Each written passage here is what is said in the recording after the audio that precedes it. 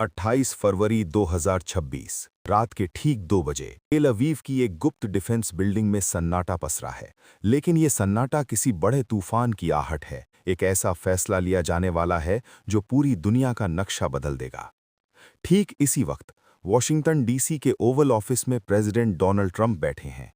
दोनों मेजों पर एक ही जैसा दस्तावेज रखा है, मौत का फरमान। एक पल की खामोशी के बाद दोनों नेता उस कागज पर दस्तखत करते हैं जिसने इंसानियत को शर्मसार कर दिया। ट्रंप फोन उठाते हैं और कहते हैं, ऑर्डर साइन हो चुका है, आगे बढ़ो।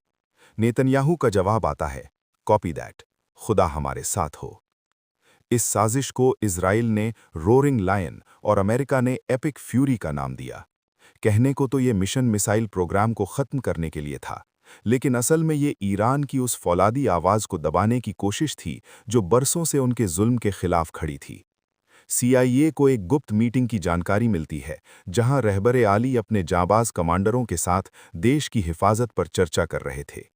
कायरो ने सामने से लड़ने की हिम्मत नहीं की, इसलिए उन्होंने रडार से बच निकलने वाले हथियारों का सहारा लिया। जमीन के काफी नीचे मिलिट्री ऑफिसर्स को आखिरी कमांड मिलता है, एग्जीक्यूट। कोऑर्डिनेट्स लॉक होते हैं और टारगेट पर लाल निशान लग जाता है। समुद्र की लहरों को चीरते हुए अमेरिकी युद्धपोत टॉम हॉक मिसाइलें छोड़ते हैं। आसमान में मौत की लकीरें बन जाती हैं। उसी समय इजरायली एयरफोर्स अपने इतिहास का सबसे बड़ा और कायरतापूर्ण मिशन शुरू करती है।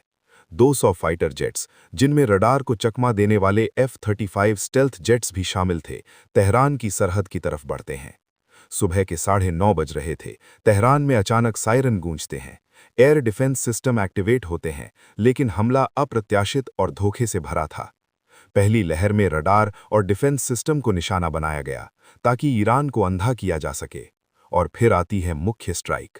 भारी बंकर बस्टर बम, जो कंक्रीट की मोटी दीवारों को चीरने के लिए बने थे, सीधे उस पवित्र जमीन पर गिराए जाते हैं। एक जोरदार धमाका, धरती का सीना फट जाता है और पूरे शहर में शॉकवेव फैल जाती है। रहबर का मीटिंग कंपाउंड मलबे में तब्दील हो जाता है। पूरे देश में इंटरनेट ब्लैकआउट कर दिया जाता है ताकि सच दुनिया तक न पहुंच सके। कुछ घंटों बाद सैटेलाइट इमेज तस्दीक करती हैं, टारगेट खत्म हो चुका है। मलबे में तलाश शुरू होती है और फिर वो खबर आती है जिसने हर इंसाफ पसंद इंसान की रूह को झकझोर दिया। रहबरे आली की शहादत की पुष्टि हो जाती है। उनके साथ देश के सबसे काबिल मिलिट्री लीडर्स भी शहीद हो जाते हैं। ईरान में गम और गुस्से का सैलाब उमड़ पड़ता है। सरकारी टीवी पर मातम शुरू होता है और हर ईरानी की आंख में इंतकाम की आग दहकने लगती है। दुश्मन को लगा था कि शेर को मारकर वो जंग जीत गए, लेकिन उन्हें शहीद के खून की ताकत का अंदाजा नहीं था। अगले ही दिन ईरान ने वो पलटवार किया जिसे तारीख कभी नहीं भूलेगी। सैकड़ों ड्रोन और बैलिस्टिक मिसाइलें एक साथ लॉन्च होती हैं। इजराइल के सैन्य ठिकानों पर कहर टूटता है और मिडिल ईस्ट में मौजूद अमेरिकी बेस आग के शोलों में बदल जाते हैं। ईरान ने स्ट्रेट ऑफ हॉर्मूज को बंद करके दुनिया की नब्ज दबा दी। तेल की सप्लाई रुक जाती है और पूरी दुनिया सन्न रह जाती है। अब सवाल ये है कि क्या ये जंग यहीं रुकेगी, या फिर ये शहादत उस इनकलाब की शुरुआत है जो इजराइल और अमेरिका के वजूद को हिलाकर रख देगी। दुनिया सांस रोके देख रही है, क्योंकि शेर के खून का बदला अभी पूरा होना बाकी है।